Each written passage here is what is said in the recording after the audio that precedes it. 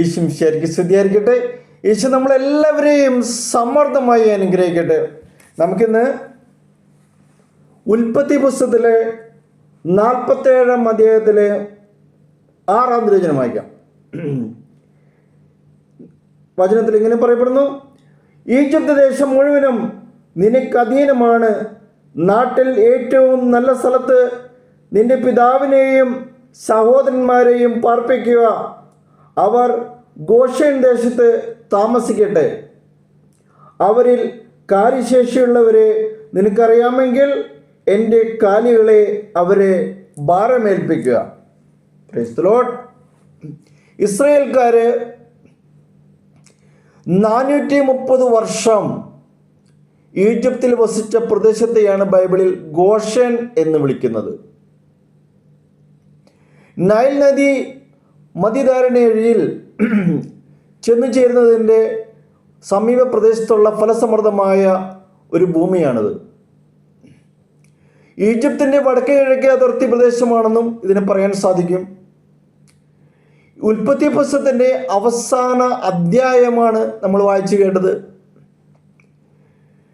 ബൈബിളിൽ മാത്രമേ ഗോഷെൻ എന്ന പേര് പ്രത്യക്ഷപ്പെടുന്നുള്ളൂ.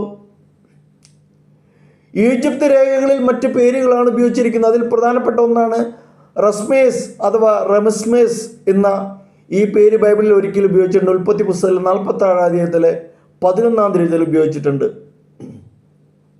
ഈജിപ്തിൽ അടിമയായി വിൽക്കപ്പെട്ട ജോസഫ് ദൈവത്തിൻ്റെ പ്രത്യേക പദ്ധതിയും പരിപാലനവും അനുസരിച്ച് ഈജിപ്തിൻ്റെ മുഴുവൻ അധികാരിയായി നിയമിക്കപ്പെട്ടു.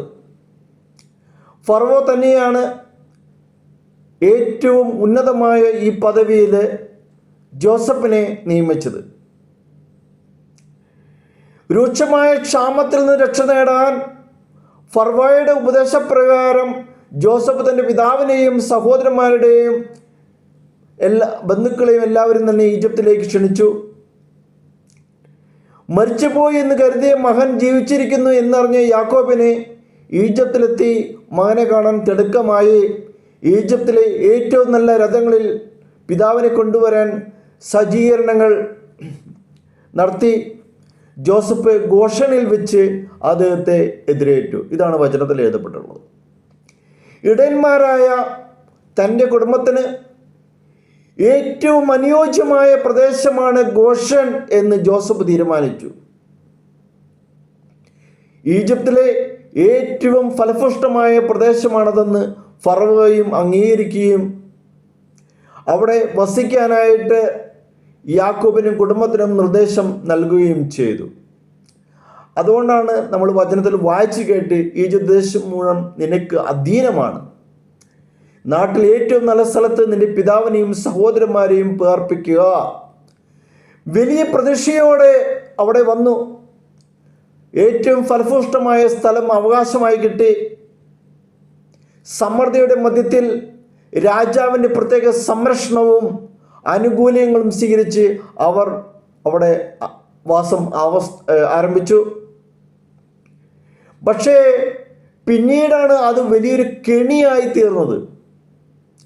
വിശിഷ്ടാതിഥികളായി വന്നവർ കഠിന പീഡനത്തിന് ഇരയായി മാറി. സമൃദ്ധിയുടെ നാടായിരുന്ന ഗോഷേൻ അവർക്ക് അടിമത്തത്തിൻ്റെ തീച്ചൂളയായി തീർന്നു.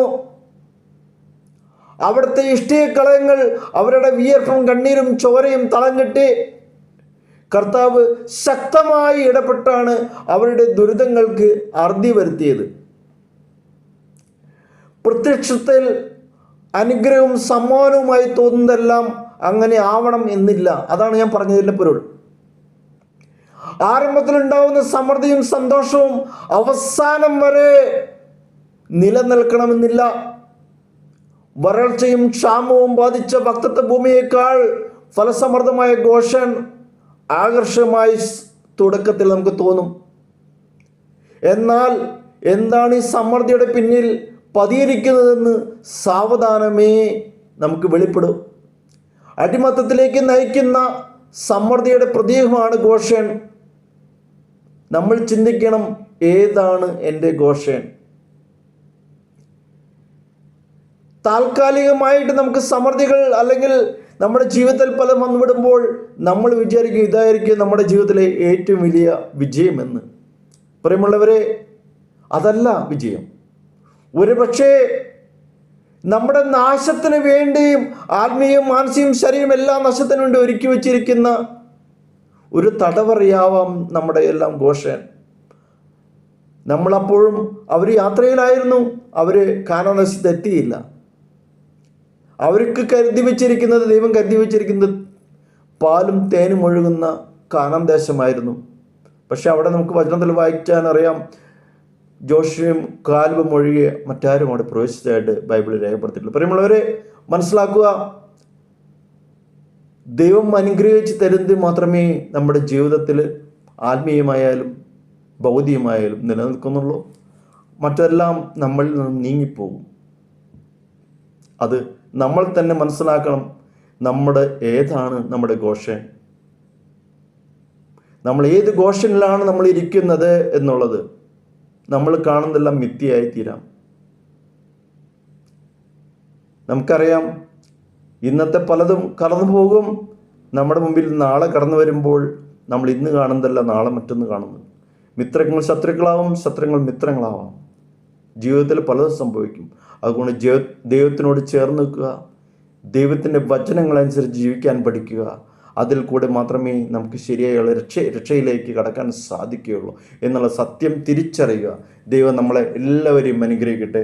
ദൈവമേ, ഞങ്ങളായിരിക്കുന്നത് ഏതെല്ലാം ഘോഷേനെന്ന് ഞങ്ങൾ അറിയുന്നില്ല. കർത്താവെ, നീ ഞങ്ങളെ മനസ്സിലാക്കി തന്നാലും, ഞങ്ങളെ കൈപിടിച്ച് ഞങ്ങളെ കാനാൻ ദേശത്തേക്ക് നടത്തിയാലും, കർത്താവെ, ഞങ്ങൾക്ക് എന്നാൽ വലിയൊരു തിരിച്ചറിവ് തന്നാലും, കർത്താവെ, ഞങ്ങളെ അനുഗ്രഹിക്കണമേ. കർത്താവെ, ഞങ്ങളെ ഓരോരുത്തരെയും ശുദ്ധീകരിക്കണമേ. ഹല്ലേലൂയ.